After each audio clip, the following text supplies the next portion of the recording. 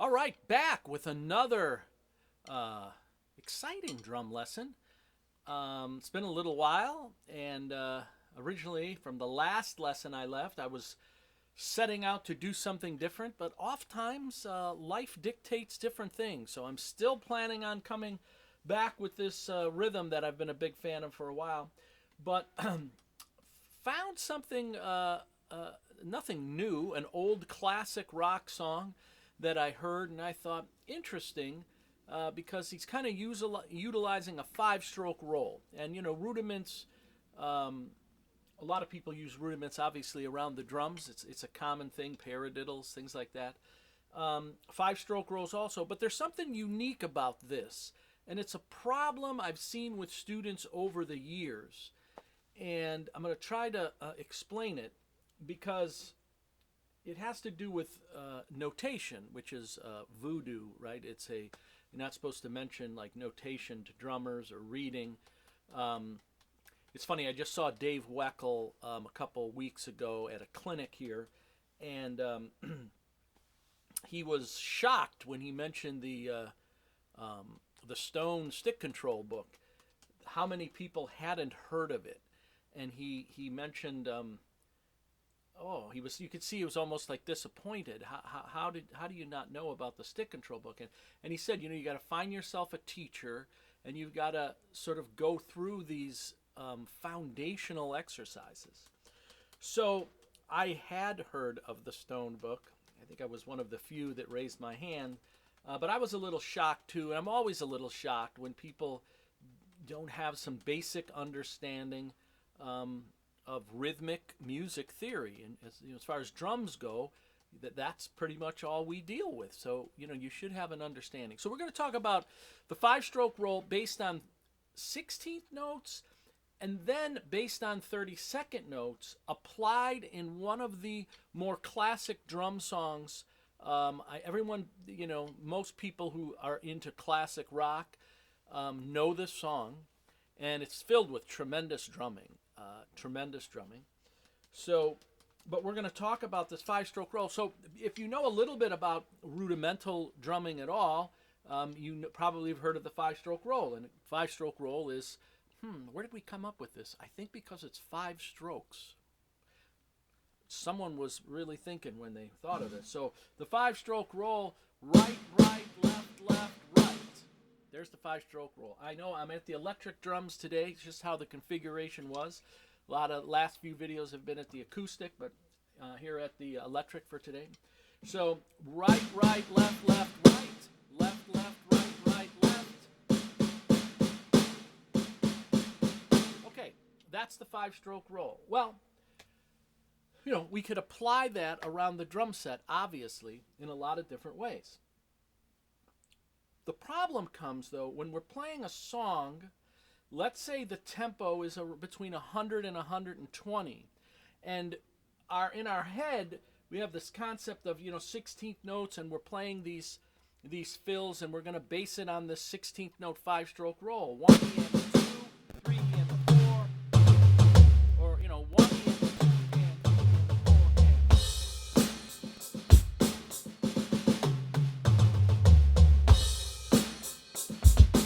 Let's just say we're gonna do that. The problem is that subdivision of notes is pretty slow, right? For a fill. So if we're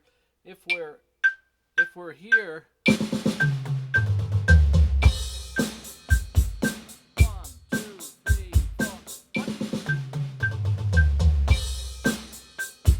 Okay, and if we just play the five-stroke, 1 E and a 2, 3 E and a 4.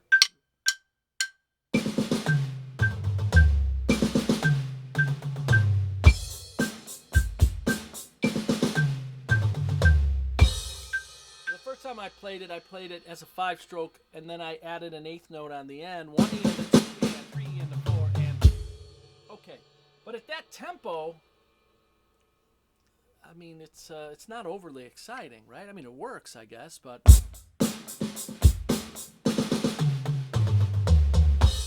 what if if you wanted to play a faster fill? What if you wanted to make that, you just had the feeling that you wanted to play more notes? You wanted to play something faster. How do you come up with the concept? So this was going back and forth because I have students that struggle with this all the time. Well, you could play 16th note triplets, right? Which is something I talk about all the time. So we're going from the rudimental, the 5-stroke roll based on 16th notes, 16th notes in every beat of time.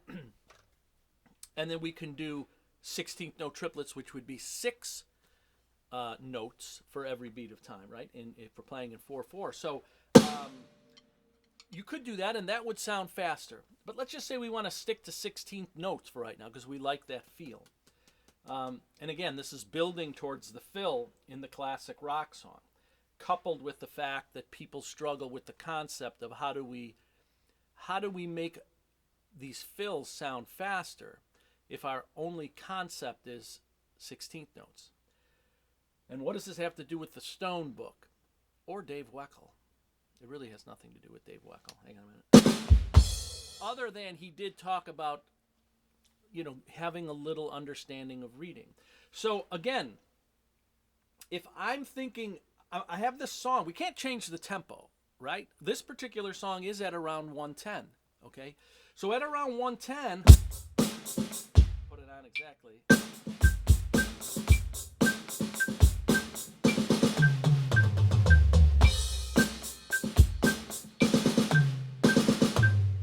And we're playing that. But we want to do something more. So what do we have to do? Well, we need to double those, right? We need to double those. So in the context of a 5-stroke roll, when you're playing a 5-stroke roll, usually, probably, I'm going to bet, you're not used to hearing a 5-stroke roll like this. You might be when you're learning it, right, and you're building up the speed. But you're probably more used to it something like this.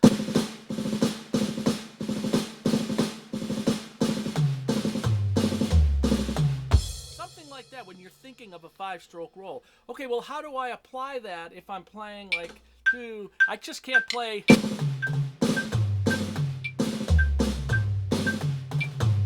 just can't start playing these fast notes, right? It has to all fit into something. So, which gets us to the song Beginnings by Chicago. So, he plays a fill in there, and he uses 30-second notes. Because, why? Because he wants to fill up the time with these notes, and he wants it to be a fast fill. The only way to play a fast fill is to cram all these notes into a segment of time. In this case, he's using 30-second notes for the first 4 notes of the group, of the one beat of time. So we've got 4 30-second notes, and you'll see it on the screen, and we've got 2 16th notes. Because if we keep the 2 16th notes, we need to double that, right? We need to double it in order to get the fill. Danny Seraphin, the drummer from Chicago, he's playing all kind of fills, and you've probably heard him do a lot of like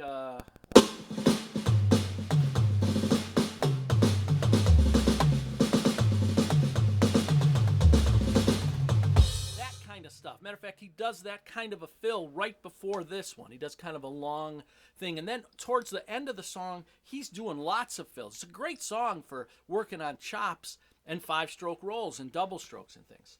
So we've got to get this to speed up, right, somehow and stay in time. So we're going to double. We're going to make these 16th notes 30-second notes. And we're going to play double strokes. And for all you guys that are saying, I don't play double strokes, I just play single strokes, and my favorite drummer, that's great. If you want to do it that way, fine. But you should work on your double strokes. It's so much easier once you have it to play at a fast tempo and just switch to doubling the 16ths. So instead of playing, we're going to play.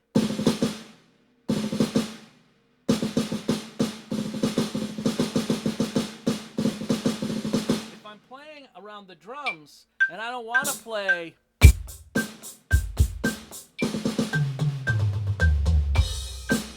Maybe I want to play.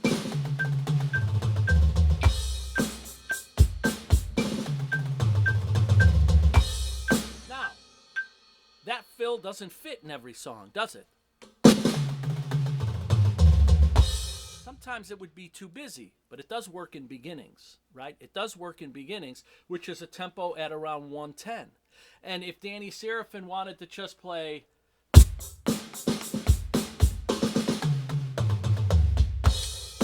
only the beginning, da, da, da, da, da. But he didn't want that. He wanted da, da, da, da, da, da, da.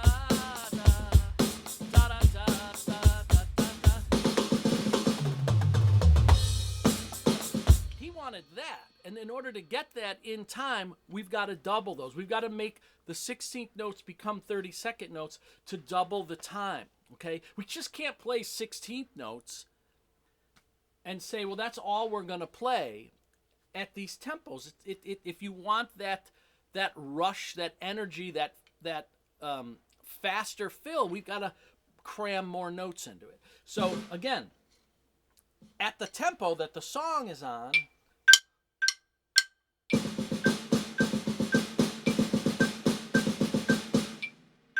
we want to double that.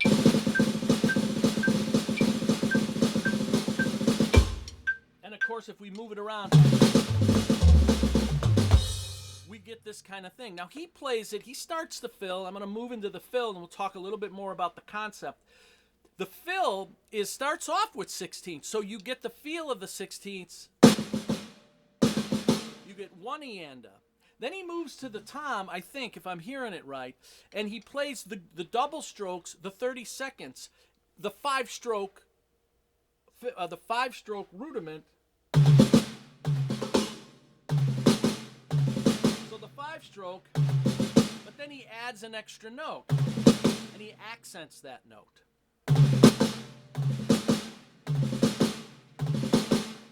Now he could play,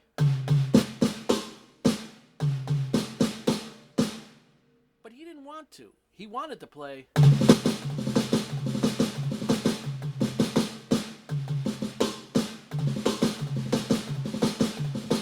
That's what he wanted to do, and I would have to agree with him. So he needed to do these doubles. So, and he does accent the last 16th note in each group. Beat 2, 3, 4. Start off with these 32nd notes. Think of it as a 5-stroke roll with an accent on that last 16th. In the 5-stroke roll, oftentimes you accent that last note, but we're not doing that. But the sticking's the same. Okay? That's the... Now, we're not doing any left-handed 5 strokes.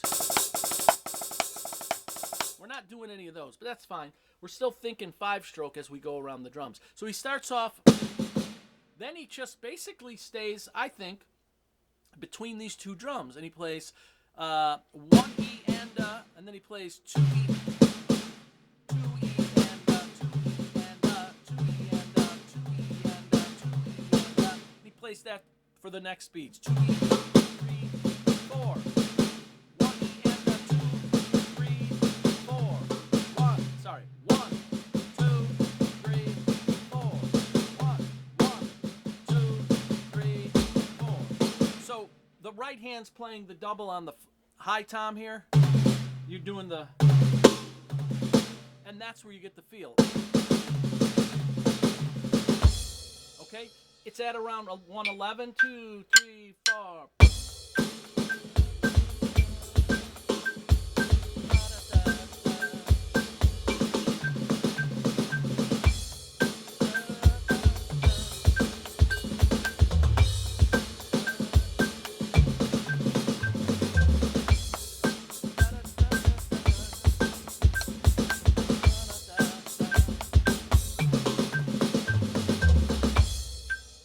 So that's the fill.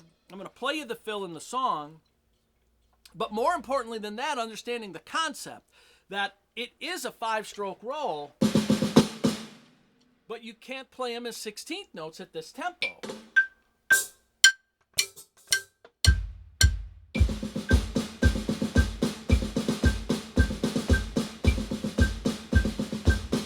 Okay? 1 E and 2.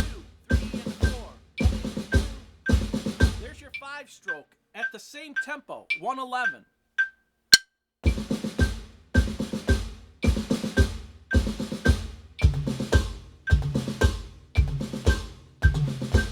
If you add a eighth note at that playing 16ths, it sounds like this. 20 into 2 and 3 into 4. Now, we want to make it more of a faster fill, but we can't adjust the tempo for speed. We have to put more notes in the beat of time. The tempo can't change, obviously. It's got to stay where it is. We can't push the song to 140 to make the 16th note sound faster. We have to put 30-second notes, stuff them in there to make the fill faster while the tempo stays the same. Super important to understand the concept. Okay, so instead of this, or whatever, wherever you want to orchestrate it, 1 and 2 and 3 and 4 and. We have 2, 3, 4. 1, 2, 3, 4. 1, 2, 3, 4. 1, 2, 3, 4. Okay? Super important to understand the concept. You're still playing a 5-stroke, but you can't fit it in with a fast flurry of notes by playing 16th notes at this tempo. Now, if I move the tempo up to 150, okay, the 16th notes are going to sound faster. They're still not going to sound like 30 seconds. You'd have to double the time, right, to get those 30 seconds. We're at 110. You'd have to have a song playing at 220. Did I do the math right there? 110 doubling to 220? I think I did. You'd have to have a song going at 220 for those 16th notes to sound like the 32nd note sound at 110. But not many people play songs at 220. That's the problem. Some speed metal bands or something have songs, 200. There's one of my favorite songs, "Got a Match" by Chick Corea. It's over 300 beats a minute. Okay, sure. At that speed, eighth notes are flying by. How much faster can you play things? You even 16th notes are almost too fast. So maybe some eighth note triplets mixed in. But so the tempo dictates the note values that we can put in to make these fills sound right. And at this tempo, if you want to play the beginnings fill, you're going to have to play the 32nd notes. Now, you don't have to play them as double strokes, but I recommend working on them that way. I just find it a lot easier to double the 16th note, right, right, left, left. I just think it's kind of a no-brainer. So you see the notation. Hopefully you get the concept that the tempo dictates the note values that we put in. And if you want the flurry of notes, anytime you hear a song at a reasonable tempo, let's just say around 120, and it's a really fast fill, it's not going to be 16th notes they're playing. If I go to 120, this is kind of the average tempo, right? 16th notes are here.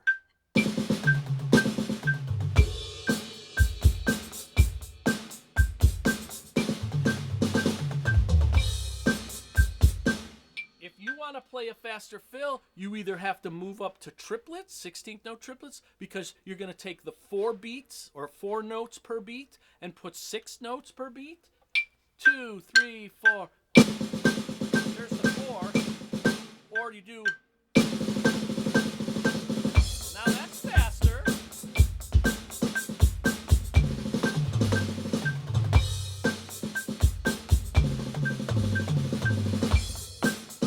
Okay, that sounds a lot faster than. Okay, but at that tempo, 32nd notes, it's almost too fast. Now we're getting into marching band territory, and you're in a rock band, and you start playing.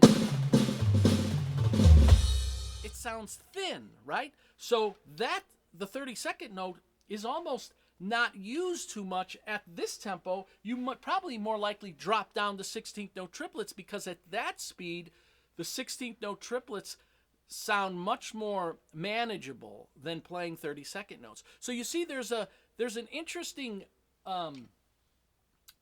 meter, or not meter. There's an interesting tempo where the 30-second notes work in contemporary music, and it really is around 100 or 90 to probably 110 that you would fit them in there. Otherwise, I think more often than not, you'll hear people coming back to 16th note triplets as the fastest subdivision of notes. Okay, so if you don't get anything out of this lesson other than that the tempo dictates the note value, and you see that the beginnings fill can't be played if you're playing 16th notes, you have to come up with a different note value to play faster. That's the thing to remember. And it doesn't have to be 30-second notes. It could be 16th note triplets, again, which would put 2 extra notes in to the beat of time to make you have to play faster to play the 6 notes versus the 4. Obviously, you could play quarter notes around the drums. That's not very fast, right? Too.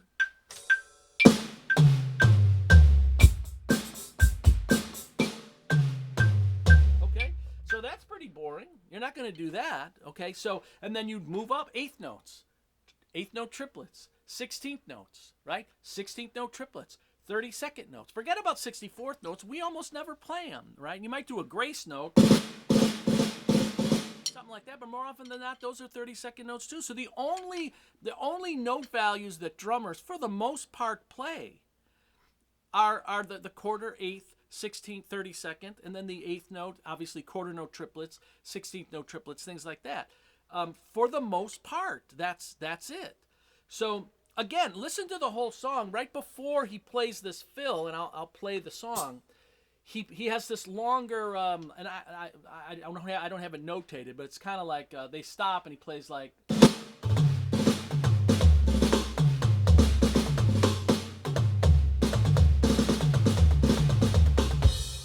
Like that.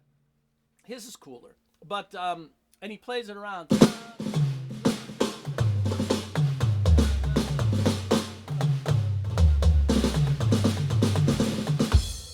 That's probably a little closer. So he plays that whole section, and then the song comes in, and then he plays this fill. Great fill, around 110 beats a minute. And if you're going to play that, you want a fast fill, you're going to have to put in those 30-second notes. And it's a 5-stroke roll, right? So you're going to have to take the rudiment and think about it in that way. And you could play around with it, with 16ths.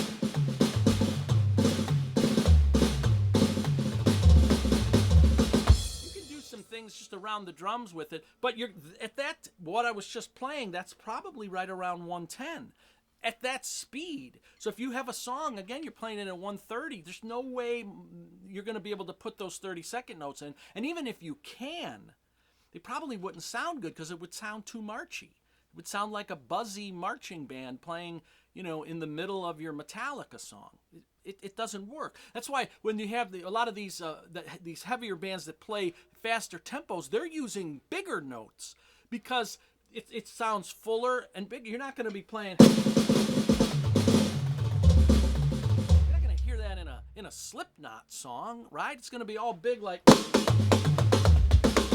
to be these big open notes. And that's all that could really fit when you're playing at that tempo anyway, right? So, and you want it to be big and full. Okay, practice, practice, practice. Remember, tempo dictates in your mind the fill you want to play. You have to figure out what you're playing. It's really important to take a little look at, get a book, learn a little about some basic music theory, rhythmic notation. It'll help you formulate when you want to do that fill that you can't quite figure out. More often than not, you're doubling notes to fill up the time. Now, I'm not going to go through, I'll tell you a funny story. While I was doing this, I discovered a fill I've played for a long time. I have no idea what it is. I've played this fill for a long time. And I've worked it out to where I kind of know it's based on a quarter note triplet.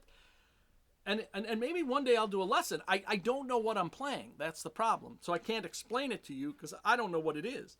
Maybe that's a good lesson one time. Maybe I'll just play it and have the viewers let me know what I'm playing, because I don't know what it is. I can't quite figure it out. So that might be an interesting lesson. You can help me, because I know how to play it, and I know how to play it in time, and I know it's based on a quarter note triplet.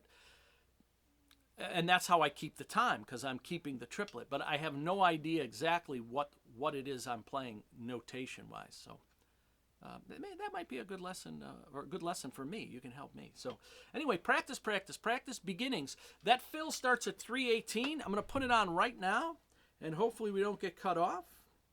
And I'm going to start it right when he does this little solo thing, which is around the 3-minute mark. And then we'll play the fill that I'm talking about. Which is at the 3-minute 18-second mark. Remember, the song is about 111, 110 beats a minute. Okay, here we go.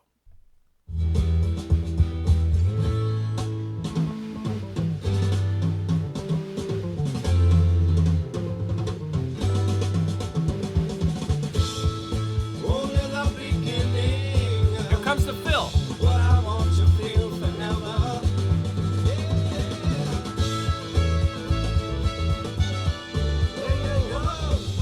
So there it is. One more time, if I can get lucky.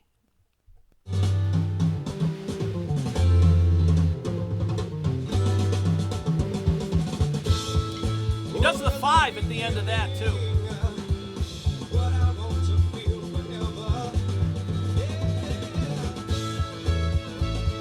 Very cool fill.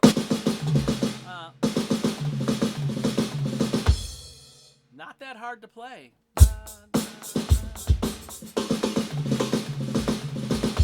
Notice the accents on the left hand though, on beat 2, 3, and 4. It's on the Very important to make sure that accent is there if you want to capture the feel of that fill. All right, Danny Seraphin, check him out. Awesome, just unbelievable drums. The amount of cool stuff you can get from listening to some old Chicago stuff, off the charts. Very cool drumming. Lots of lots of 5 strokes, lots of rolls, lots of 30-second notes probably. He's a pretty busy player. So have fun, practice, practice, practice. We'll see you next time. I have no idea what the next one is, because I had no idea I was going to be doing this one. So we'll see what happens. Hope this helps some of you. And if it doesn't, you just want to learn the cool fill, learn the cool fill. But hopefully it'll make you think a little about rhythm and note values. Okay? See you next time.